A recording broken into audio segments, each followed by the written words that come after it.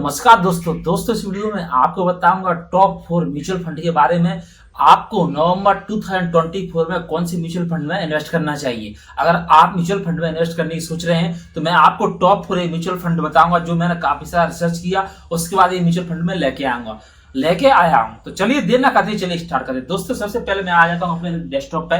तो सबसे पहले हम डेस्कटॉप पे आने के बाद दोस्तों सबसे पहले यहाँ पे एक म्यूचुअल फंड देख रहे थे जिसका नाम क्या है, यहाँ पे मैं आपको आ जाता हूँ। यहाँ पे एक्सिस बैंक का आज axis growth opportunity fund direct. ये कौन सा फंड है दोस्तों? Direct fund. दोस्तों एक फंड दोस्तों एक रहता है डिविडेंड, डी बन के रहता है यहाँ पर जी की जगह, और एक पे रहता है डी। और दोस्तों यहाँ पर मैं यहाँ पर जी और डी का यहाँ पर मतलब पहले से आपको बताया था। जी का मतलब होता है ग्रोथ और डी का मतलब होता है डिविडेंड।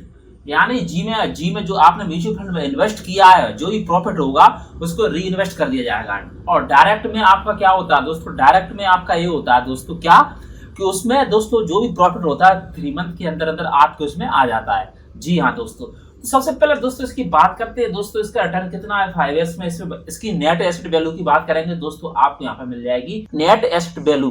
बोले तो एक शेयर की वैल्यू क्या है यहाँ पे 15.5 बन रही। कब तक की दिखा रहा है यहाँ पे? फ्राइडे जनवरी 2021 की ये दिखा रहा है। उस टाइम पे इसकी वैल्यू ये थी। अब दोस्तों यहाँ पे आप जरूरी इंफॉर्मेशन है वो आपको क्या यहाँ पर जान लेना चाहिए। सबसे पहले आप दोस्तों उसी का क्या देखेंगे, एक्सपेंस का दोस्तों कुछ देखना है आपको। सबसे पहले आपको यहाँ पे एक्सपेंस रेशियो देखना चाहिए। आपका एक्सपेंस रेशियो कितना है, जो आप फंड में इन्वेस्ट करना चाहते हैं उसका एक्सपेंस रेशियो कितना है। तो इसका कितना 0.58 दोस्तों आपको यहाँ पे देख लेना। उसके बाद दोस्तों एग्जिट लोड, आप कभी भी इसको जैसे निकालोगे या सेल करोगे तो आप जैसे निकलते समय उसमें 1% आपको यहाँ पे देना पड़ेगा। इसके बाद दोस्तों फंड की साइज की बात करते हैं तो इसका कितना लगभग 1500 करोड़ लगभग, सॉरी यहाँ पे कितना दिखा रहा है 15,000 लगभग करोड़ है इसका क्या है एसेट है। उसके बाद दोस्तों यहाँ पे कह रहा है कोई लॉक इन पीरियड है, तो दोस्तों यहाँ पे क्या है कोई भी लॉक इन पीरियड यहाँ पे नहीं है। उसके बाद दोस्तों इसकी एज की बात करें तो कितना टाइम हो गया इसे कब हुआ था दोस्तों 6 ईयर, यानी 2018 में क्या है स्टार्ट हुआ था। अब दोस्तों एक कौन सा म्यूचुअल फंड है तो क्या निफ्टी लार्ज मिड कैप का ये क्या है म्यूचुअल फंड है 250। उसके बाद दोस्तों इसके मिनिमम इन्वेस्टमेंट की बात करें तो आपको यहाँ पे 500 से लेके और लमसम अमाउंट आपको ये वन टाइम में 1000 इन्वेस्ट करना पड़ेगा। अब उसके दोस्तों बात है कुछ यहाँ पे कुछ टर्म कंडीशन यहाँ पर जैसे मान लीजिए आप शॉर्ट टर्म कैपिटल गेन, आपको अगर 1 साल के अंदर अंदर इसको क्या है एग्जिट हो जाते हो या बेच देते हो तो आपको क्या यहाँ पे 26% आपको टैक्स देना पड़ेगा। अगर आप लॉन्ग टाइम के लिए इन्वेस्ट करें और आपका रिटर्न कितना हो गया 1.25 लाख हो गया तो आपको 1 साल के बाद 12.5% यहाँ पे क्या रिटर्न देना पड़ेगा। अब ये तो देगा दोस्तों मेरा फर्स्ट म्यूचुअल फंड। उसके बाद में यहाँ पर सेकंड म्यूचुअल फंड की बात, सेकंड म्यूचुअल फंड है यहाँ हमारे यहाँ Mirae asset large mid cap fund direct growth. ये भी क्या है दोस्तों ग्रोथ वाला है। अब दोस्तों इसकी अभी प्रेजेंट में यहाँ पे 8 नवंबर 2024 को जो वीडियो बना रहा हूं मैं उसकी नेट एसेट वैल्यू क्या है एक शेयर की यहाँ पे 163.2। और भाई पे एनुअल रिटर्न की बात करें तो ये कितना एनुअल रिटर्न दिया है इसने 22.97 आपको क्या यहाँ पे एनुअल रिटर्न दिया है। अब उसके बाद दोस्तों यहाँ पे कुछ इंपोर्टेंट चीज है वो आपको क्या यहाँ पे जान लेना चाहिए। यहाँ पर दोस्तों सबसे पहले BRO रेटिंग यहाँ पे 2.2 स्टार दी गई है। उसके बाद दोस्तों यहाँ पे एक्सपेंस रेशियो 0.58 यहाँ पे क्या है यहाँ पे दिया गया है। वहीं पे हम बात करेंगे एग्जिट लोड की तो यहाँ पे 1% यहाँ पे दिया गया है। वहीं पे हम फंड साइज की बात करेंगे तो क्या है लगभग 40 करोड़ है लगभग। उसके बाद इसमें लॉक इन पीरियड आपको मालूम म्यूचुअल फंड में रहता नहीं कभी भी। दोस्तों ये कब आया था? ये 11 ईयर्स इसको हो गई 2013 में आया था। उसकी बात करेंगे कौन सा वाला है तो ये लार्ज मिड कैप का 250 का।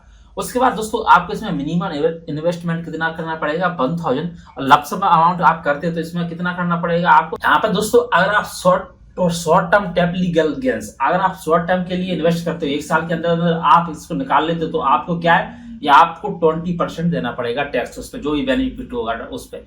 अगर आप लॉन्ग टाइम के लिए करते हो और आपको यहाँ पे 12.5% देना पड़ेगा अगर आपका प्रॉफिट कितना है 1.25 लाख से क्या है यहाँ पे जाना है। उसके बाद हम बात करते हैं नेक्स्ट, यहाँ पे आ जाता है हमारा next Kotak equity opportunity fund direct growth. यहाँ पे दोस्तों मैं आपको बता देता हूँ किसी ने भी स्पॉन्सर नहीं किया है, मैं ओनली आपको इन्वेस्ट करने के लिए बता रहा हूँ जो नवंबर में आपको इन्वेस्ट करना चाहिए।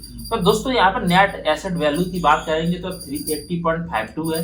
वहीं पे इसकी पर ईयर एनुअल की बात करेंगे तो इसने कितना रिटर्न दिया है आपको 18.42% यहाँ पे इसने रिटर्न दिया है। आप दोस्तों इसकी कुछ information exit rule expense rule हम यहाँ पे जान लेते हैं। तो यहाँ पे इसका एक्सपेंस रूल कितना है दोस्तों, यहाँ पे आप देख सकते हैं 0.48 कब दिखा रहा है 30 सितंबर 2024 का। एग्जिट रूल कितना है आपका, इसका 1%। इसका फंड साइज कितना है यहाँ पे 26,000 करोड़ रुपए का फंड साइज है। आपको पता है म्यूचुअल फंड में कोई लॉक इन पीरियड नहीं रहता। उसके बाद इसकी एज कितनी हो गई 11 ईयर्स।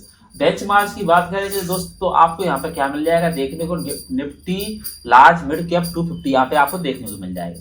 आप इसमें मिनिमम इन्वेस्टमेंट कितना कर सकते हो 500 कर सकते हो। उसके बाद लमसम में करते हो मानी आप यहाँ पे वन टाइम में अगर इन्वेस्ट करते हो तो आपको कितना करना पड़ेगा यहाँ पे 5000 आपको क्या करना पड़ेगा यहाँ पे इन्वेस्ट करना पड़ेगा।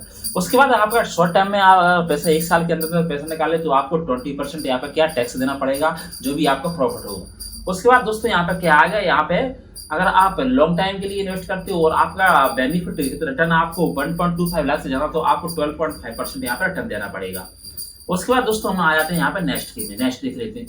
तो दोस्तों नेक्स्ट है हमारा यहाँ पे want large mid cap fund direct growth वाला दोस्तों। अब इसकी दोस्तों एनुअल रिटर्न की बात करेंगे तो दोस्तों आप यहाँ पर देख सकते हैं एनुअल रिटर्न यहाँ पे कितना दिया उसने 27.5%। ये लास्ट के दोस्तों यहाँ पे मैं 5 ईयर्स की बात कर रहा हूँ। यहाँ पे लास्ट यहाँ पे क्या दिखा रहा हूँ आपको 5 ईयर्स की। इसका दोस्तों नेट एसेट वैल्यू कितना 76.222। अब इसकी कुछ मैं बात कर लेता हूँ expense ratio exit load and tax के बारे में। एक्सपेंस रेशियो क्या है यहाँ पे आप देख सकते हैं 0.6% यहाँ पे एक्सपेंस रेशियो है। उसके बाद यहाँ पे अगर जीएसटी मिला के दोस्तों उसके बाद यहाँ पे अगर एग्जिट लोड की बात करेंगे तो यहाँ पे कितना दिया हुआ है, यहाँ पे 1% दिया हुआ है और वो भी रिडीम किया विथिन 15 डेज के अंदर ये आपको रिडीम कर लेगा। उसके बाद यहाँ पे स्टैम्प ड्यूटी भी लगेगी दोस्तों, इस पर 0.005% इस पर क्या आपको स्टैम्प ड्यूटी देना पड़ेगा। उसके बाद दोस्तों यहाँ पे अगर आप 1 ईयर के अंदर अंदर आप जो भी रिटर्न रहेगा उस पर 20% आपको क्या देना पड़ेगा, टैक्स देना पड़ेगा। अगर आप लॉन्ग टाइम के लिए इन्वेस्ट करते हो उस जो भी आपका बेनिफिट रहेगा उसमें जैसे बेनिफिट आपका 1.25 लाख से एबव रहेगा तो आपको क्या यहाँ पे 12.5% क्या देना पड़ेगा, टैक्स देना पड़ेगा। दोस्तों इतनी मेरी जानकारी है, अगर मेरी जानकारी आपको अच्छी लगी तो प्लीज मेरे चैनल को सब्सक्राइब जरूर करें। Thank you watching this.